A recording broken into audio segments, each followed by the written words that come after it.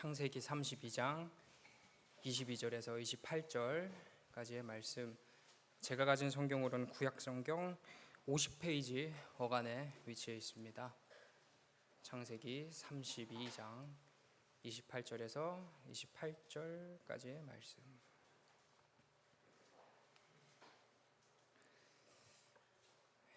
다 찾으셨으면 한 절씩 교독하도록 하겠습니다. 제가 먼저 읽겠습니다. 밤에 일어나 두 아내와 두 여종과 11아들을 인도하여 야복 나루를 건널세.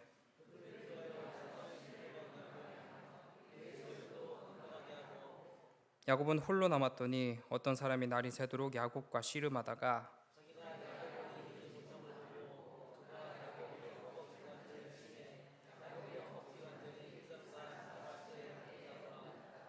그가 이르되 날이 새려하니 나로 가게 하라.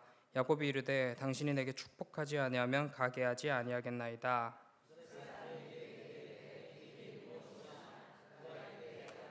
함께 읽겠습니다. 그가 이르되 내 이름을 다시는 야곱이라 부를 것이 아니요 이스라엘이라 부를 것이니 이는 내가 하나님과 및 사람들과 겨루어 이겼음이니라. 아멘. 네.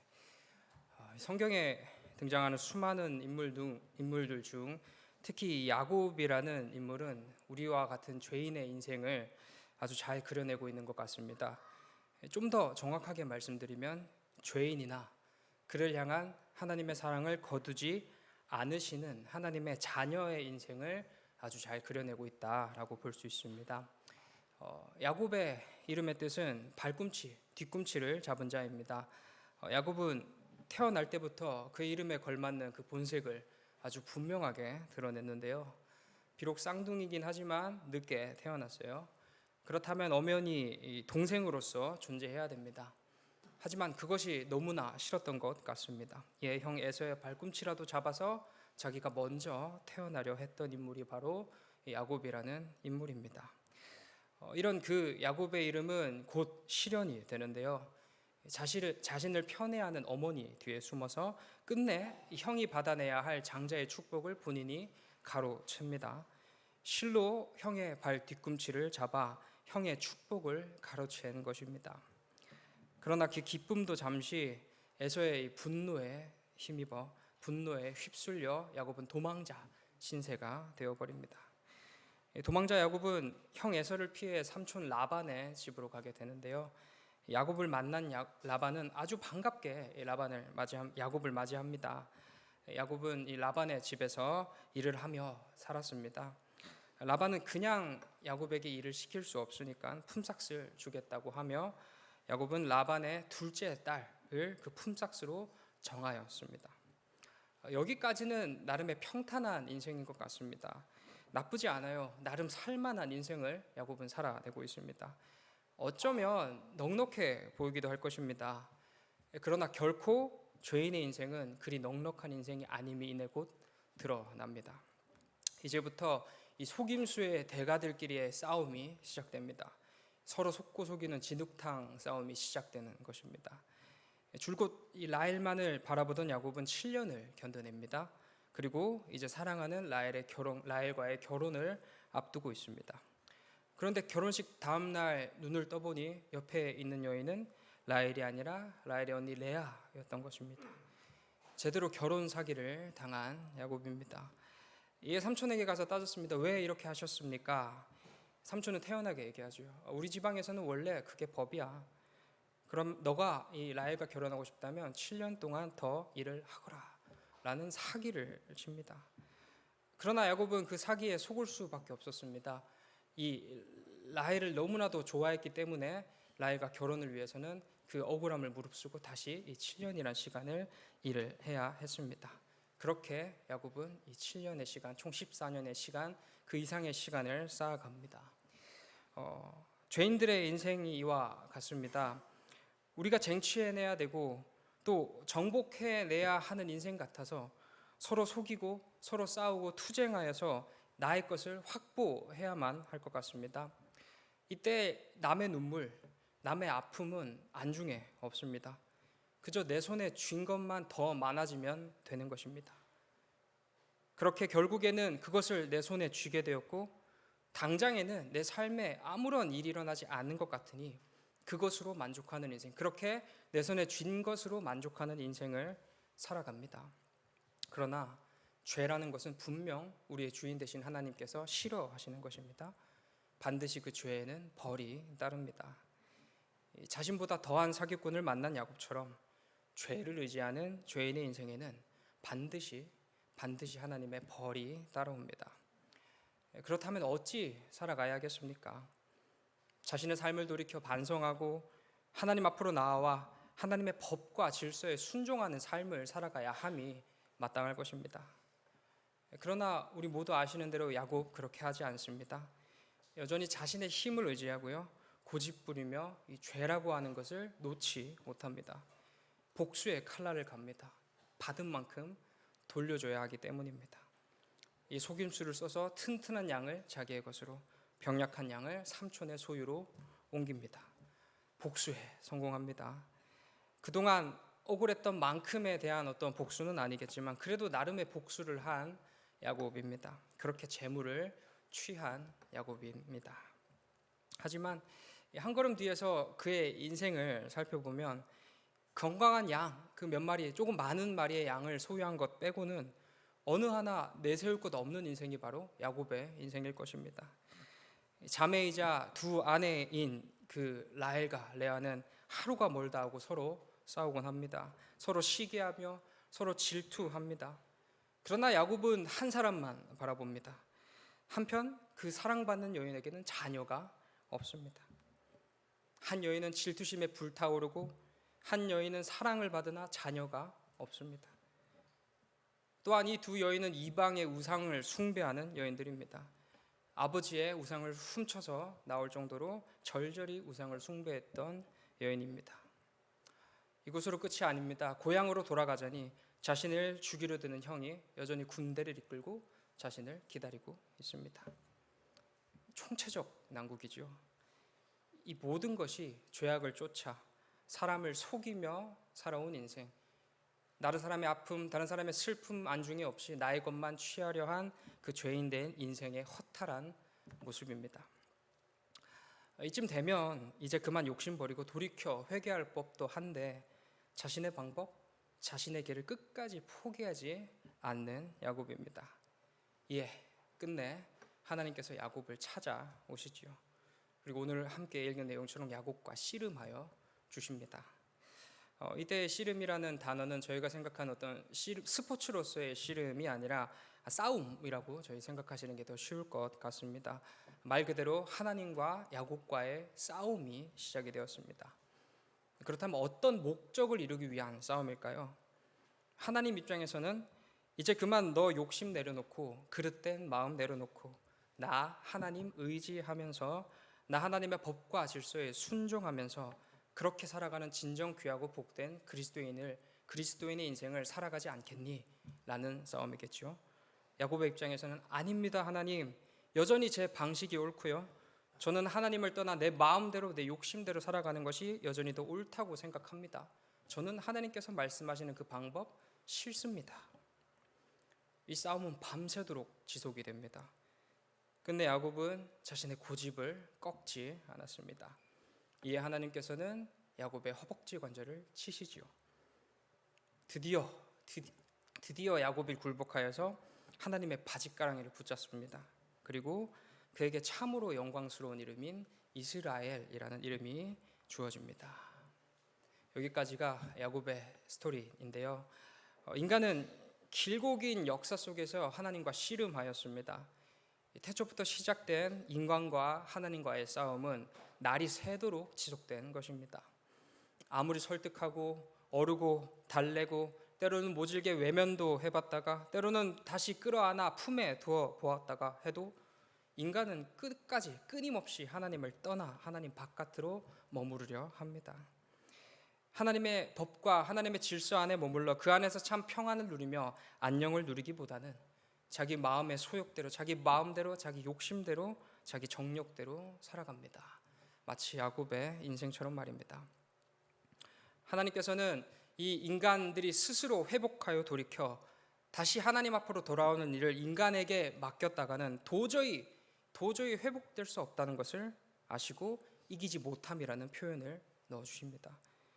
하나님께서 야곱을 이기지 못함을 보시고, 다시 말해 도저히 인간 그 자체에게는 답이 없다는 것을 보시고 그의 허벅지 관절을 치시는 하나님이십니다. 허벅지 관절을 좀 더 구체적으로 말하면 저희의 고관절 안쪽에 있는 생식기 부근을 이야기합니다. 이곳을 치셨다라는 것은 곧 생명을 치셨다라는 것을 의미합니다. 하나님께서는 도저히 인간에게는 희망이 없다는 것을 보시고 그의 생명을 치십니다.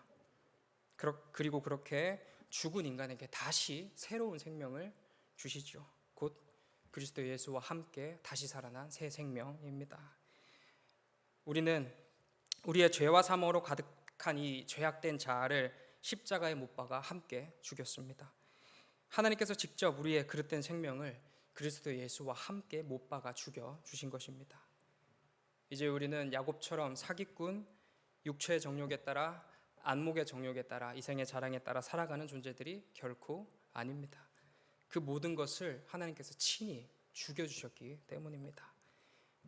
이제 우리가 이 육체 가운데 사는 것은 우리에게 새 생명 주신, 나를 사랑하사 나를 위하여 자기 자신을 버리신 하나님의 아들을 믿는 믿음 안에서 살아가는 인생입니다. 그리고 이 믿음 안에서 살아가는 존재들이 바로 이스라엘인 것입니다. 이스라엘, 그 이름의 뜻은 하나님과 겨루어 이김이라는 뜻입니다. 추가된 성경의 설명에 따르면 하나님과 사람들과 겨루어 이김이라는 뜻을 가지고 있습니다. 이 히브리 민족들은요, 히브리 사람들은 언어 유희를 주로 사용했는데요, 동음이요, 비슷한 발음이 나는 것에 의미를 담아서 반복되는 기법을 사용하여서 그 의미를 드러내곤 했습니다. 저희 한글로 예를 들면 저희 배라는 단어가 있는데 타는 배, 먹는 배, 저희 신체의 배를, 이 단어의 조합을 가지고 어떠한 의미를 도출시키는 것입니다. 이 겨루다라는 말은 말 그대로 누군가와 싸우는 것을 의미하는데요, 이때 겨루다라는 단어는 사라라고 발음이 됩니다. 한편 이 발음과 비슷하게 발음되는 단어가 다스리다라는 단어인데요, 다스리다는 사라르 이렇게 발음돼요. 흐르 이런 식으로 사라르 이런 식으로 발음이 되는데, 죄인의 본성에 따라 하나님께 순종하기를 거부하고 이기적인 마음과 자신의 내면의 소욕, 욕심에 따라 살아가는 인간에게 하나님께서 찾아오셨지요. 길고 긴 인생의 역사 가운데에서도, 그 수많은 언약의 기회 가운데에서도 돌이키지 못하니 하나님께서 직접 우리 가운데 오셔서 우리들의 문제를 해결하여 주십니다. 그렇게 성육신하여 주시는 것입니다.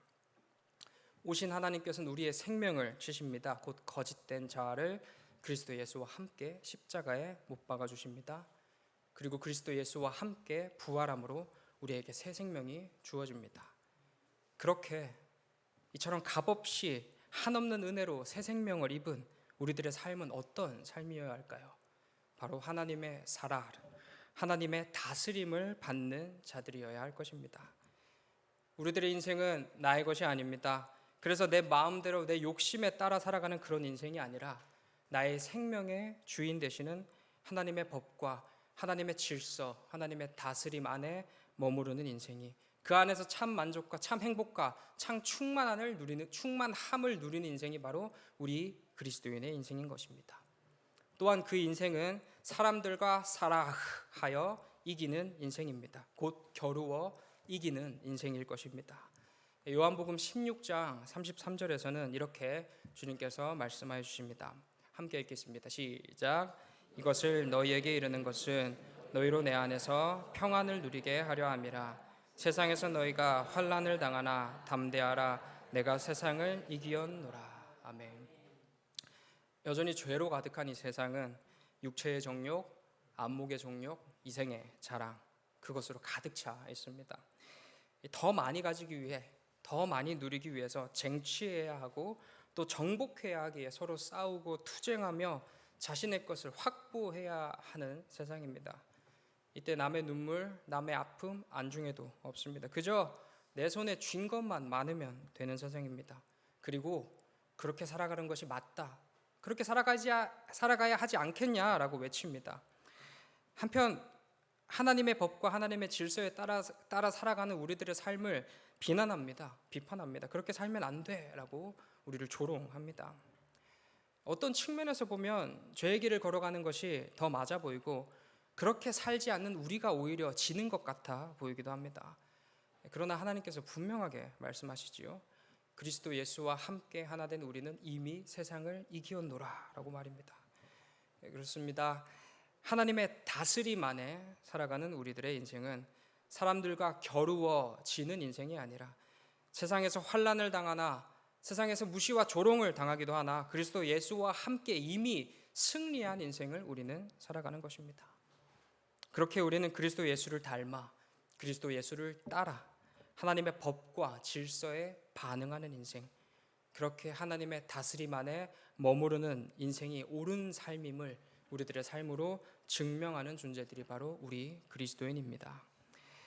아무리 하나님 없이 살아가는 것이 더 옳아 보이고요, 그것이 더 맞아 보이고 심지어는 그들이 우리 우위를 섬정하여서 그들의 죄악됨으로 그들이 더 잘되고 우리가 생각하는 어떠한 성공적인 삶을 이룬다 할지라도 이미 싸움에서 승리한 우리는 우리가 가지고 있는 이 진리를 수호하면서, 아니 우리가 가지고 있는 이 진리의 말씀이 진정 옳은 것이야 라는 것을 확신함으로 외침으로 하나님의 다스림 안에 머무르는 인생, 그 인생을 살아가는 우리가 바로 곧 그리스도인입니다. 사랑하는 이스라엘 여러분, 특별히 지금 헌신 예배를 드리시는 디도 빌레몬 다니엘 선교회 이스라엘 여러분, 우리의 그릇된 생명을 예수님과 함께 십자가에 못 박아 의에 대하여 살고 죄에 대하여는 죽은, 그렇게 다시 살아난 이스라엘, 곧 하나님 나라의 거룩한 백성된 성도 여러분, 우리들의 인생은 끝내 야곱이 돌이킨 바와 같이 내 욕심에 따라 살아가는 인생이 아니라 하나님의 사랑, 하나님의 다스림을 받는 인생입니다. 그런 우리들의 인생은 세상과 다릅니다. 십자가에 못 박혀 있는 그 죄악된 인생과는 다른 인생인 것입니다. 이 다른 인생, 곧 이스라엘의 인생을 우리가 사노라면 세상은 마땅히 우리를 미워하고 조롱할 것입니다. 때로는 핍박도 할 것이지요.